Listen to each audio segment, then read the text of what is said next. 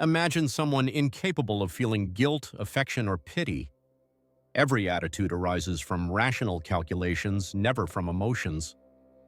Suppose that the real dangers are not in the shadows, but walk through brightly lit corridors, smiling, blending into the routine, looking ordinary. Perhaps they will cross your path in the office. Perhaps a relationship will even develop. Sometimes there is so much trust that even children are entrusted to their care. When the real face is revealed, it's usually too late. The biggest risks don't always hide, some enjoy the stage. These people don't show strange traits. They speak kindly, they help, they stare you in the eye, but they convey emptiness. Carl Jung understood this before science created definitions. He didn't believe in simple goodness or badness. There was a deeper concept, the shadow. This dark side, when denied or buried, especially in those who no longer feel compassion, results in something beyond dangerous. Someone without human traits emerges. Think, is there a difference between someone who recognizes wrongdoing and someone who has never considered ethics? This is where the chasm between sociopathy and psychopathy is born. Jung warned, both sides exist in every individual. Sociopaths are not born that way. Life has hardened them. Old wounds, neglect, and rejection build a cold armor. They learn to attack before being hurt, acting on impulse without emotional control. Today he loves, tomorrow he hurts, not because he wants to, but because he is incapable of acting differently. They are like a child who has been exposed to the cold for so long that they have forgotten how warm it is. The psychopath, on the other hand, never craves comfort. He plans from the start, analyzes each person, copies feelings to deceive, conquers, and when he finds loopholes, acts without hesitation. There is no anger or urgency, only strategy. If the sociopath explodes uncontrollably, the psychopath cuts with precision. Jung saw in these attitudes echoes of a broken interior. At this point, the picture gets even darker. According to Jung, the psychopath doesn't appear by chance. They represent the moment when the hidden face becomes the identity. When a person never learns to deal with their own dark impulses, refuses the existence of feelings such as guilt or compassion, this rejected part stops whispering and takes over. On the outside, the appearance remains, but inside, something completely different drives your actions. Jung used to quote a story to his students, "Human beings will do anything, even irrational things, to avoid facing who they really are." But what if someone has nothing inside to face? No regret, no repentance, no real self behind the act. This is the terror of the psychopathic void. This absence isn't just hidden, it's pure lack. These individuals move up through the ranks, socialize, and become part of families. They don't need to raise their voices or impose fear directly. The mask is so perfect because for them, there is nothing else. Jung saw the shadow as something inherent in everyone. Fears, rejections, guilt, and stifled longings are stored there. Those who accept this shadow become more whole, stronger, and more genuine. Those who reject it dig an internal abyss where everything rots. In some people, this side takes over. Therein lies the difference between the sufferer and the predator. The sociopath may wreak havoc, but he still has human traces. They still feel, even if in a distorted way.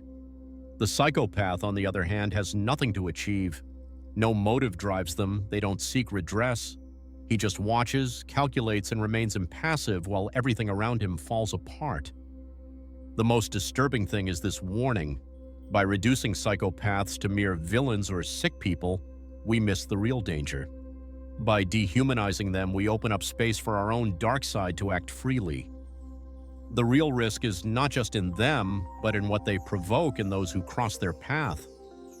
The desire arises to act in the same way, to imitate their coldness, to respond in kind, to protect oneself by becoming like them. Thus, evil advances not by force but by emotional copying.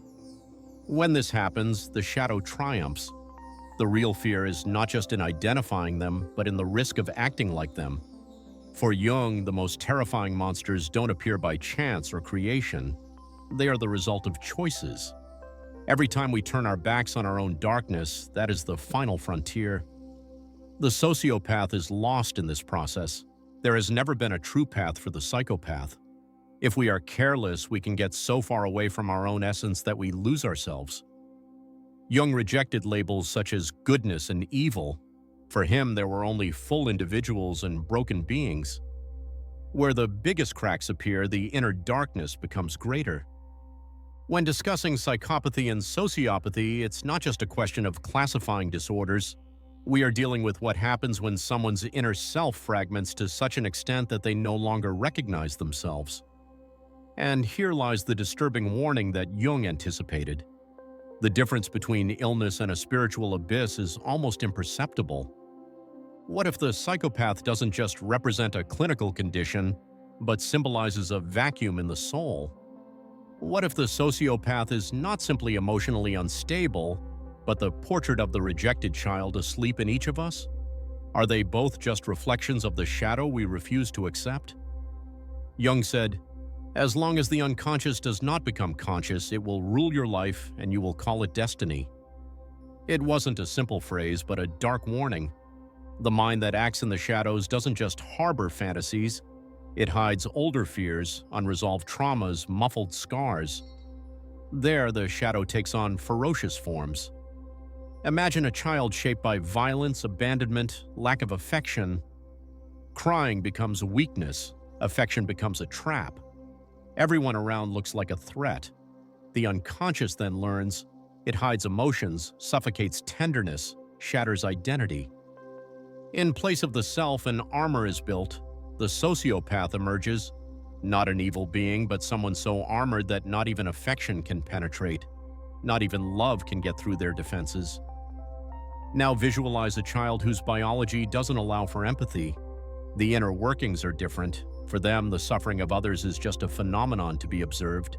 No impact, no compassion. The cry of another being becomes an enigma, not a reason to act.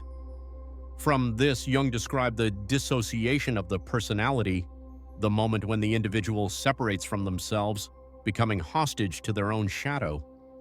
In this state, there is no longer any internal dispute. The dark side has completely imposed itself. The psychopath illustrates this domination. The shadow not only exists, it rules. But Jung went further. He questioned the function of these personalities in the collective. And the answer was disconcerting. He saw psychopaths and sociopaths as necessary to reveal deep-seated illnesses in societies focused on domination, prestige, and competition. These figures would be a reflection and a denunciation. In environments where efficiency is rewarded without humanity, where emotion is seen as an obstacle, the psychopath becomes the model citizen, without hesitation, always adaptable, climbing the ranks, until he destroys everything that created him. Similarly, the sociopath emerges where care has been lacking, the result of an environment that despises the most fragile. A social context that punishes feelings, ridicules the exposure of weakness, and venerates vigor without sensitivity. So it's not just a question of classifying someone as bad, they represent manifestations of a sick collective. As long as there are deep flaws in the social fabric, shadows will continue to be born and grow. Jung also pointed out a risk, feeling morally above others. The moment someone believes they are safe from this fate is the moment they lose the fight with themselves. In fact, it only takes certain conditions for anyone to reveal dangerous aspects. Offer someone unlimited authority, eliminate their obligations, exempt them from consequences. The shadow rises, taking the reins. That's why Jung said that integration was the only way out. But those who are incapable of feeling like psychopaths cannot unite what they don't know, and the sociopath, without healthy role models, also faces enormous obstacles. So the duty falls on those who seek clarity. It's up to everyone to take responsibility for what they project into the world. We often see threatening figures and immediately label them as evil, shifting the blame and feeding fear. But what if, in fact, these people only manifest the possibilities that exist in each of us? The individuation process proposed by Jung goes beyond psychotherapy. It's a deep dive into one's own mind, a journey where each frightening figure is actually a message, and each mask on others reveals forgotten parts of ourselves. The sociopath can be seen as the shadow in its raw state: unfiltered emotions, impulsive reactions, explosions. The psychopath would be the refined dark side, calculating, impassive, spiritually anesthetized. Which one is more threatening? The one who acts without control, or the one who coldly manipulates the other to the point of self-destruction? One represents chaos, the other precision. Both for Jung are dissident archetypes, not external but internal. If we neglect the challenge of recognizing these sides, we will end up dominated by them without realizing it. This is the real danger, not the fact that psychopaths exist, but the scenario in which they thrive. Not the sociopath's violent behavior, but the context in which he was formed. The most serious thing is to go on believing that we are immune. Jung didn't offer a roadmap for avoiding the dark night of the soul. He provided a reflection, and he reminded us the real terror is to accept ourselves completely, including the worst that we can be. The hidden killer, the deceiver, the manipulator, the destroyer. Every day there is only one choice: to prefer something better, not judging but refusing to walk the same path. Familiar faces cross our path every day: the neighbor who is too attentive, the superior who is always smiling while taking everything away, the seductive ruler who speaks of hope and sows darkness, the partner who bewitches until they tear us apart. This is more common than it seems. There are rarely any clear signs. They move invisibly, perfectly adapted. Jung warned, ignoring the dark side of culture doesn't make it disappear. It transforms, spreads, and even becomes desirable. By analyzing history, it is possible to identify this pattern. Who manipulates crowds with charisma, vision, and conviction, but is incapable of compassion? Many call them the supreme leader, others the tyrant. Herein lies the most alarming aspect. Crowds didn't just accept these leaders, they idolized them, trusted them, obeyed them. When a culture is cracked, terrified, and hungry for answers, the psychopath emerges offering something irresistible: direction. He defines enemies, promises strength without conscience, and gives people back the illusion of purpose. Jung witnessed this in dark times when fascism was on the rise. He stated fearlessly, "The greatest danger is not hatred, but collective unconsciousness." Inattentive masses seek shelter in those who display firmness, insensitivity, and artificial courage. They are seduced not by fullness, but by an absence of feeling.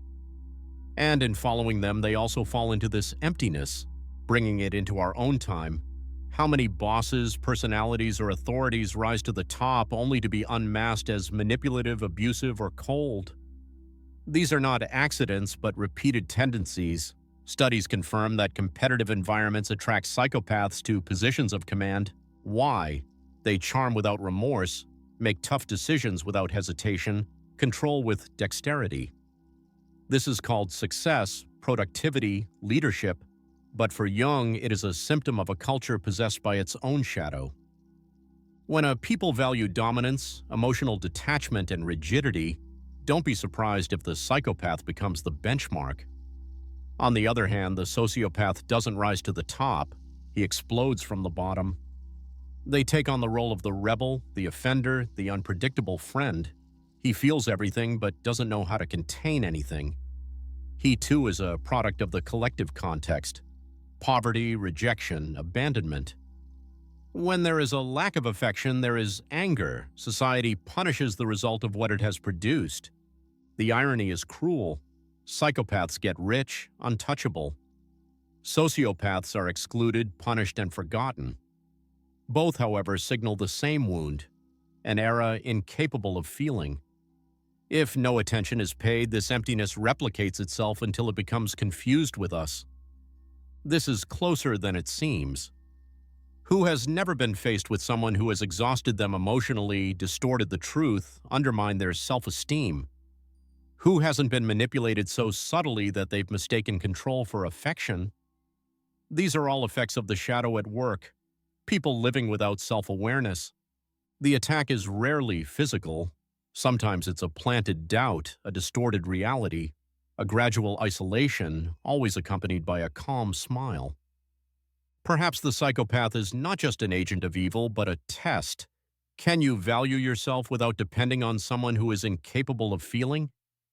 Perhaps the sociopath is a reflection of the inner turmoil you've always tried to avoid.